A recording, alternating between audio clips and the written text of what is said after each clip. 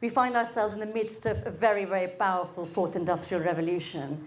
And interestingly, as a fellow futurist and speaker, it's always delightful for me to be interviewing and introducing an esteemed peer. Andrew, to me, is one of those kind of rare breed of true thought leaders with very, very original vision, and actually completely fearless. Fearless in his pursuit of the real story, fearless in unearthing the most fascinating solutions to very, very real issues, and actually being provocative when the need arises. We need a lot more of that. We absolutely do, to have a balanced view on the debates of today and tomorrow. Let's kick off with getting a sense of what spurred you on. What was that kind of nudge to write the book?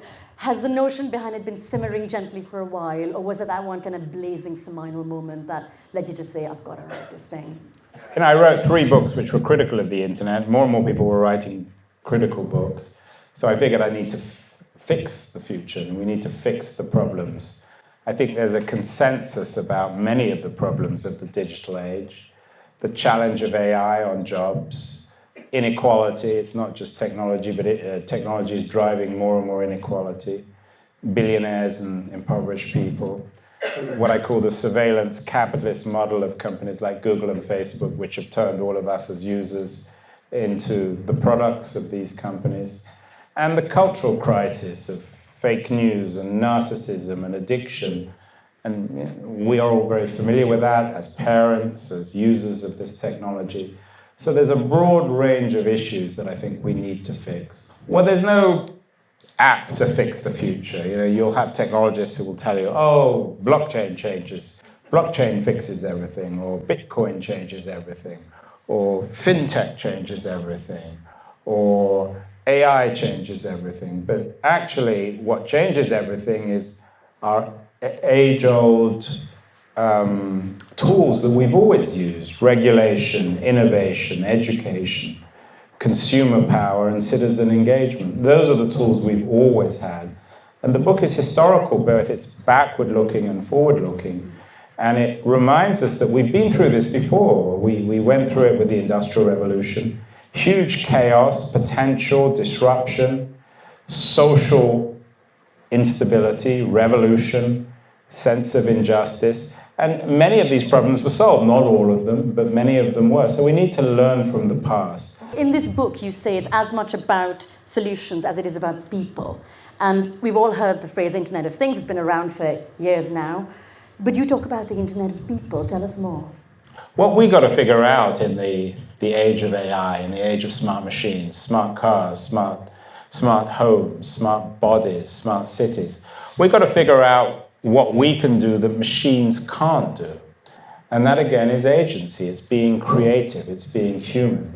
So being human in the digital age means doing the very thing that computers can't do. And if we don't focus on that, then we're lost. Mm-hmm. Now, you advocate how the digital revolution is impacting the very fabric of society and culture, demolishing some of the long-standing, very human models of living, and also actually altering the business world. Can you tell me a little bit more about the prime reasons why you feel this way, particularly in the business context? Well, you see it in every industry. I mean, Uber is, and rideshare companies are revolutionizing the car industry. Every car company now is coming out with automated cars. You see it in healthcare. Every big healthcare company is becoming a data company.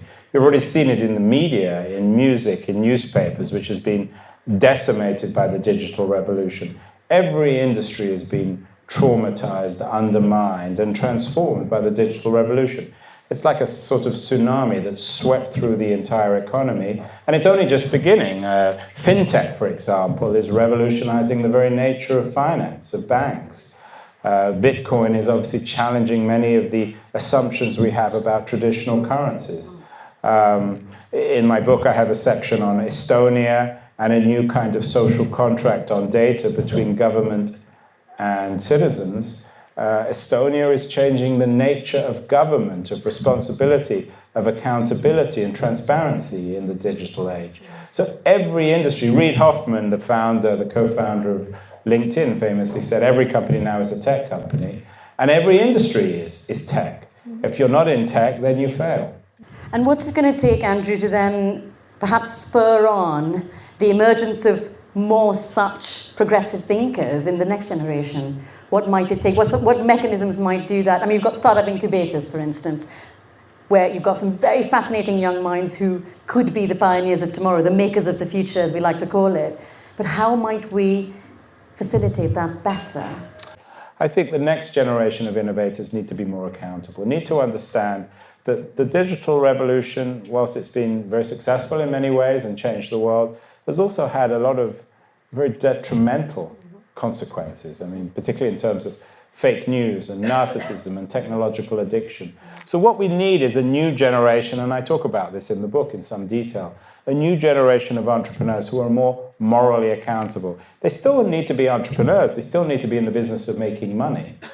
But at the same time, they need to recognize that if they break something, they fix it. And we're seeing that in capitalism. We're seeing it with Unilever. I mean, the head of marketing at Unilever recently came out and said they're not advertising anymore on Google and YouTube because these are corrosive platforms. Now, Andrew, talk to me about the 5 kind of prime tools that you propose in your book. Prime tools are, as I said, regulation, innovation, consumer engagement, consumers driving the development of product, citizenship and education, and they're all important. And they all work together. Those tools are like a stack, a technology stack, and they kind of they intersect. They're not always separate. They're the same kind of technology stack that drives new technologies. I think the important thing to remember is that all these tools have been tried and tested before. It comes back to Moore's Law and Moore's Utopia, which is a 16th century book. He has arguments about regulation and innovation and the role of consumers and education, particularly education. So none of this stuff is new, and I think we need to remind ourselves of that. You know, the great challenge of our digital age is getting us to do things that smart machines can't do. That's where there's jobs. That's where there's value, in areas like the development of empathy. So you might have an algorithm that will determine a disease and figure out what's wrong with someone. But you'll never have an algorithm that's able to sit down with someone and explain that disease, tell them what the problem is, and explain to them how they might confront it.